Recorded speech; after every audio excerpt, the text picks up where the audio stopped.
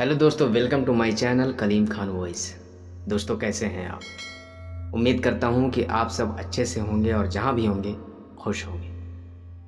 तो दोस्तों, चलते हैं हम अपनी कहानी की तरफ। इस कहानी में बारिश के मौसम में अंधेरी रात को बाबूलाल को अपने खेत में कोई दिखाई देता है। वो कौन था, ये जानने के लिए आपको वीडियो आखिर तक ज़रूर देखनी पड़ेगी। बारिश का मौसम था और काली अंधेरी रात थी। आकाश में बिजली चमक रही थी और हवा की ठंडी लहरें आ रही थी। बाबूलाल अपने खेत में आराम से खाट के ऊपर सोए हुए थे। बाबूलाल का खेत उनके गांव में जो तालाब था उसके पास में ही था। बारिश की वजह से पूरा तालाब पानी से भरा हुआ था और खेत में जो घास थी वो भी बढ़ रही थी।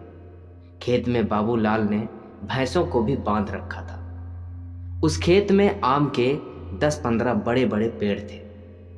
इतने अंधेरे में वो आम के दरख्त की डालियां हवा की लहर से लहराती। तब वहां का नज़ारा बहुत ही ज़्यादा डरावना लगता था। अचानक भैंसों ने चिल्लाना शुरू कर दिया। बाबूलाल को पता नहीं चल रहा था कि आखिर ये भैंसें क्यों चिल्ला रही हैं। उन्हें ऐसा लगा कि शायद ठंडी की वजह से ये भैंसें इतना ज़्यादा चिल्ला रही हैं। बाबूलाल ने खेत में चिमनी जलाई क्योंकि उन्हें ऐसा लग रहा था कि शायद ये भैंसें ठंड की वजह से चिल्ला रही हैं। बाबूलाल ने जैसे ही चिमनी जलाई कि उस चिमनी के उजाले में उन्होंने देखा कि उनके खाट पर कोई बैठा है, लेकिन बाबूलाल को पता नहीं चल रहा था कि आखिर वो कौन था। बाबूलाल थोड़ा आगे अपनी खाट की तरफ जाता है और देखने की कोशिश करता है कि वो कौन है।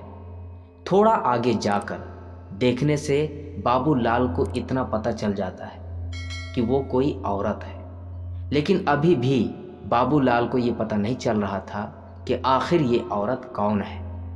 इतने अंधेरे में बाबूलाल को डर भी लग रहा था। डर की वजह से उनका शरीर भी कांपने लगा था। ऊपर से बिजली भी कड़क रही थी और उस वक्त जो माहौल था वो बहुत ही ज़्यादा डरावना था। बाबूलाल वैसे तो बहादुर था, लेकिन उस दिन उसे भी डर लग रहा था।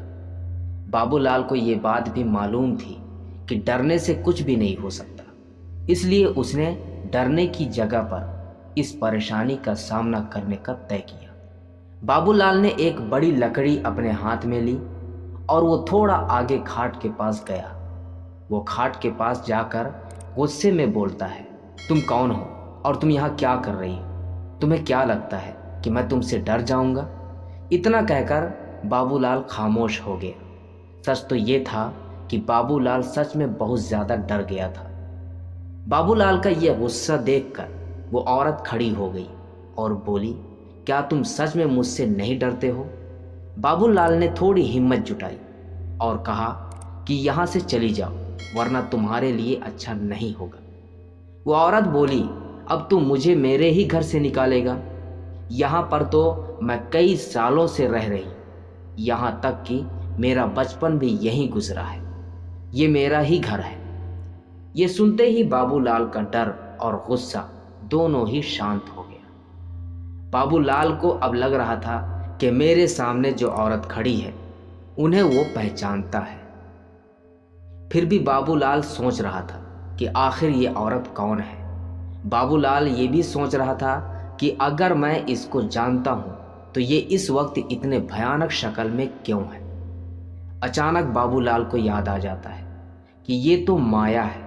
माया यानी कि मेरी बड़ी बहन। बचपन में मैं और माया साथ में ही खेलते थे और साथ में ही खेत का भी काम किया करते थे। अब बाबूलाल को पूरी बात समझ में आ गई थी। ये माया के बचपन की बात है। जब माया 15 साल की थी तब वो इसी खेत में एक दिन कुछ बच्चों के साथ खेल रही थी और वो खेलते खेलते एक डाली से दूसरी डाली पर छलांग लगा रही थी।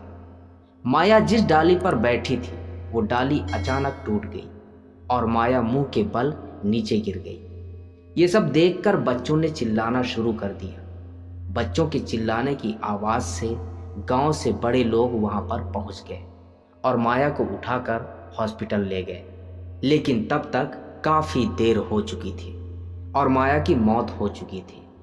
बाबूलाल को ये सारी बातें याद आ गई थी, लेकिन जब उसने खाट पर देखा तब वहाँ कोई भी नहीं था।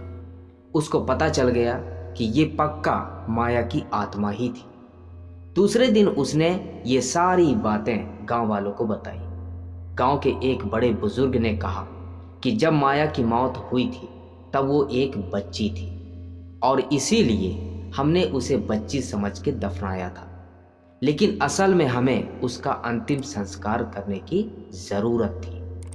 हमने उसका अंतिम संस्कार नहीं किया है, इसलिए आज भी माया की आत्मा भटक रही है। हमें माया की आत्मा को आज़ादी देनी होगी। गांव के सभी लोगों ने कहा, आपकी बात बिल्कुल सही है, हमें माया की आत्मा को आज़ादी देनी ही पड़ेगी। बाबूलाल ने तुरंत ही माया को जहां दफनाया गया था वहां से निकाला और बाबूलाल ने माया के शरीर का अग्नि संस्कार किया और उसकी आत्मा को शांति दिलाई। तो दोस्तों, ये थी आज की कहानी। अगर आपको ये स्टोरी अच्छी लगी हो तो अपने दोस्तों के साथ शेयर कीजिए और कमेंट बॉक्स में ज़रूर बताइए कि कैसी लगी हमारी ये स्टोरी। मिलते हैं अब दूसरी स्टोरी के साथ।